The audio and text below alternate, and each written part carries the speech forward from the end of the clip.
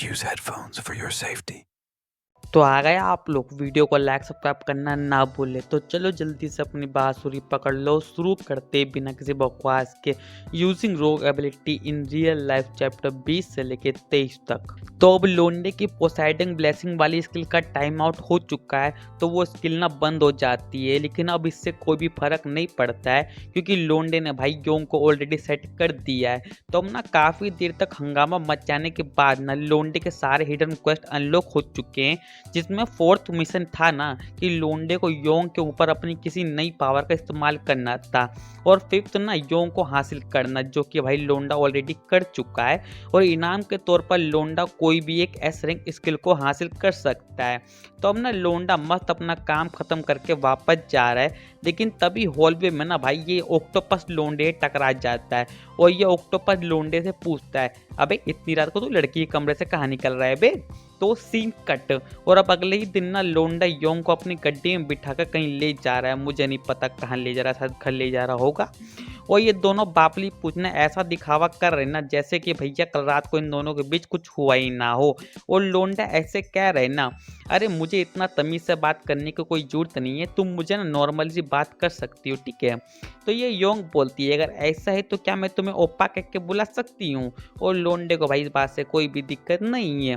तो अब ना यहाँ कुछ दिन बीत चुके हैं, और हमें ना सरांग का सीन दिखाया जाता है, जो कि किसी बिल्डिंग में जा रही है जहाँ भाई लिफ्ट भी नहीं है। इसकी वजह से इस बेचारी को सीढ़ियों पे ऊपर जाना पड़ रहा है, वो भी अपने पैरों के जरिए, जिससे तो इसकी हालत भाई एकदम मरे हुए चूहे जैसी हो जाती है। और सीढ़ियों पर चलते हुए ना सरांग ना यहाँ किसी बंदी टकरा जाती है, और वो बंदी से सॉरी तक नहीं बोलती है, जिससे तो भाई इसका मत्था ही खराब हो जाता है। और ये बंदी सरांग को चढ़ाने के लिए कुछ ऐसा एक्ट करती है, ओह आज कितनी गर्मी है ना, और फिर ना यहाँ से चली जाती है। तो ये सरांग तो भाई सीढ़ियाँ चढ़ चढ़ के पूरी पागल हो चुकी है। तब ना फाइनली सरांग अपनी मंजिल पर पहुंच चुकी है, और ये भाई लोंडे का कमरा है, ठीक है। तो सरांग ना फटाक से दबा के बेल बजाती है, तो लोंडा बड़ी आराम से कछुए की तरह आकर गेट खोलता है। और लोंडे के बाहर आते ही ना भाई सरांग इस पर चिल्लाती है कि जब तुझे पता था कि मैं यहाँ आने वाली हूँ, तो तुझे मुझे लेने के लिए नीचे तक आना चाहिए था ना, अबे क्या गोदी में उठा के तो लाता ऊपर तक। तो लोंडा कहता है, अरे वो मैं नहा रहा था यार। और उसके बाद बोलता है, अरे ये क्या, तुम्हें तो बहुत पसीना आ रहा है, तो चलो अंदर आओ, मैं तुम्हें थोड़ा ठंडा कर देता हूँ। और तुम्हें पता है वो इसे कैसे ठंडा करेगा। और सरांग बेटी भाई बहुत ही चमकदार है, उसे सब पता है कि लोंडा क्या करने का प्लान बना रहा है। तो अब ना सरांग ना नहाने धोने के लिए चली जाती है, लेकिन ये बंदी बस और बस लोंडे के बारे में सोची जा रही है कि बस जल्द से जल्द हम लोग ना मस्ती कार्यक्रम चालू करें। और लोंडा जैसे ही देखता है कि बस सरांग नहा धोआ के बाहर आ चुकी है, तो भैया इसके मन में तो बहुत ही भयंकर वाले लड्डू फूटने लगते हैं। और सरांग यहाँ लोंडे की भी क्लास लगा रही है कि बड़मुंजी के तूने मुझे कैसा अश्लील कपड़ा पहना दिया है, तेरे पास कोई ढंग का कपड़ा नहीं है क्या। तो लोंडा कहता है, अरे मैं सिंगल आदमी हूँ यार, तो मेरे पास लड़कियों के कपड़े कैसे आएंगे। और ये सब छोड़ो, यहाँ कर बैठो। लेकिन भाई सरांग के इरादे कुछ नेक नहीं है, उसने ठान लिया कि आज वो लोंडे को गंदारा लपेटेगी मेरी जान। और लोंडा देखता नहीं कि भाई सरांग का टेक्सन लेवल है 40% पड़ा हुआ है अभी भी, जबकि उसने कोई स्किल भी अभी तक यूज नहीं की है। और बाहर ना सरांग का ड्राइवर सोच रहा है, आखिर मैडम साहिबा इस गुच्चड़ खाने में क्या करने गई है और किससे मिलने गई है। अब इसे कौन बताए कि इसकी महारानी तो भैया कर रही है। तो ये ड्राइवर ना भाई सरांग को एक बार मैसेज करता है कि वहाँ सब ठीक ठाक तो है ना, लेकिन भाई सरांग अभी मैसेज का रिप्लाई देने की हालत में बिल्कुल भी नहीं है, क्योंकि तुम्हें पता है वो क्या कांड मचा रही है। तो अब ना सरांग ना भाई हथियार पकड़ने के लिए जाती है, तो लोंडा ना सरांग का हाथ पकड़ लेता है और बोलता है, तुम मेरी परमिशन के बिना हथियार नहीं उठा सकती। और बस इतना क्या करना, लोंडा सरांग पर ना पोसाइडन ब्लेसिंग स्किल का यूज कर देता है। और सरांग यहाँ चिल्ला रही है कि आखिर मैं हथियार क्यों नहीं उठा सकती हूँ। तो लोंडा बोलता है, क्योंकि मेरी मर्जी, मेरा हथियार मेरी मर्जी। लेकिन हाँ, अगर तुम मेरे आगे आत्मसमर्पण कर दो तो हो सकता है कि मैं तुम्हें हथियार उठाने की परमिशन दे दूं। तो सरांग ना भाई अकड़ दिखाने लगती है कि जा बेटे, अगर तू ऐसी हरकत करेगा ना तो मैं ना गेम खेलने वाली। लेकिन जैसा कि तुम्हें पता है कि लोंडे की स्किल एक्टिवेट है, तो भाई सरांग ना चाहते हुए भी लोंडे को हंगामा करने से मना नहीं कर सकती है। और अपना लोंडा क्या करता है, वो ना सरांग का ना हाथ बांध देता है, और फिर फिर धूम तनाना ठीक है हो जाता है। तो अपना काफ़ी देर बाद ना सरांग पूरे ज़मीन पर भाई गंदा वाला रायता फैला देती है और ये देखकर तो ये बड़मुंजी का बहुत ज़्यादा खुश हो जाता है। और यहाँ ना भाई सरांग की हालत बहुत ज़्यादा ख़राब हो चुकी है और अब ना वो बिल्कुल भी जंग लड़ने की हालत में नहीं है। लेकिन लोंडा भोपाड़ी का भाई ज़बरदस्ती सरांग को खड़ा करता है और उसके साथ ना जंग लड़ता है।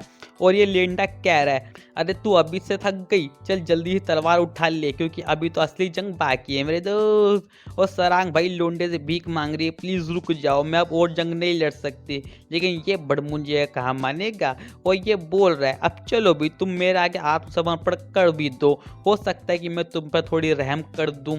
और सरांग की हाथ भाई बहुत तक पंचर हो चुकी है तो वो भी लोंडे के सामने आत्मसमर्पण करने के लिए मान जाती है। इसका मतलब से सरांग भी लोंडे गुलामों में शामिल हो चुकी है। लेकिन इसके बाद भी भाई ये लोंडा रुकता नहीं है, ये और भी ज़्यादा खतरनाक बन जाता है, बोले तो एकदम खूंखार भेड़िया। और अपना सरांग का भाई लव लेवल भी काफ़ी अच्छा खासा बढ़ चुका है जैसा कि तुम देख ही सकते हो। और यहाँ ना एक बंदी अपने रूम में जा रही होती है तो उससे ना भाई लोंडे कमरे से बहुत ही मधुर आवाज़ें आने लगती है लेकिन वो बंदी भाई से इग्नोर मार देती है कि करने दो वहाँ पे जो भी हो रहा है होने दो। और यहाँ लोंडा भाई सरांग को थप्पड़ पे थप्पड़ मारे जा रहा है लेकिन गालों पे नहीं मेरी जान। और तभी लोंडे के सामने पॉपअप आता है कि सरांग को ना भैया थप्पड़ खाने में काफ़ी मज़ा आ रहा है ठीक है। और ये देख कर तो भाई ये बंदा पूरा ही राक्षसी बन जाता है कि अगर ऐसा है कि इसे थप्पड़ खाने में मज़ा आ रहा है तो क्यों ना मैं 2-4 और लगा दूँ। और ये बंदी जो कि भाई लोंडे की बगल वाले रूम में रहती है, इतनी मधुर आवाज़ें सुनकर तो भाई इसके भी दिलों के अरमान जाग जाते हैं। और अब ना लोंडे के सामने एक और पॉपअप आता है कि सरांग की प्रोफाइल अपडेट हो चुकी है जिसमें लिखा है कि सरांग का भाई तगड़ा वाला गेम खेलने का मन कर रहा है, उसको तगड़ा वाला गेम खेलने में मज़ा आता है जिसमें एक्शन हो और मार पिटाई हो। और ये पढ़ने के बाद तो भाई लोंडा फुल एक्शन मोड में आ जाता है और अपना एक्शन गेम चालू करता है। और अपना काफ़ी देर बाद इनका गेम पूरा हो चुका है और सरांग का लम मीटर भी पूरा 100 हो चुका है। और ये भड़मुंजिया क्या कह रहा है, अरे यार इस बंदी का स्टेमिना कितना कम है, ये इतनी जल्दी थक गई। अबे वो बड़मुंजी के आधा दिन हो चुका है तुम्हें गेम खेलते हुए, इतना जल्दी बोल रहा है। तो अब ना अचानक से ना भाई लोंटी की नज़र ना फ़ोन पर जाती है और मुझे नहीं पता कि किसका फ़ोन है, सरांग का या फिर इसका, लेकिन जिसका भी हो लोंडे इस फ़ोन को देखकर भाई बहुत ही चौंकने वाला रिएक्शन देता है। और तभी ना लोंडे घर की डोरबेल बजती है और आवाज़ आती है कि मैं तुम्हारी बगल वाले रूम की पड़ोसी हूँ, वो क्या है ना तुम्हारे कमरे से ना बहुत ही जोर जोर से आवाज़ें आ रही है। तो लोंडा ना भाई दरवाज़ा खोलने के चला जाता है और हम देखते हैं ना इस फ़ोन में भाई ये मैसेज आ रखा है जिसका मुझे घंटा मतलब नहीं समझ आ रहा है कि क्या मैसेज है ये। और भाई इस भड़मुंजी वाले को पता ही नहीं है कि इसके बगल में एक लड़की रहती है, वाह क्या बात है। और ये छमिया ना जाने भाई क्यों इतना शर्मा रही है, मुझे नहीं पता ये क्यों शर्मा रही है। तो चलो भाई आज का हो गया, अगर वीडियो पसंद आई हो तो लाइक सब्सक्राइब कर देना और हाँ मेरे दूसरे चैनल और इंस्टाग्राम पर भी फॉलो मार देना। तो चलते टाटा बाय बाय।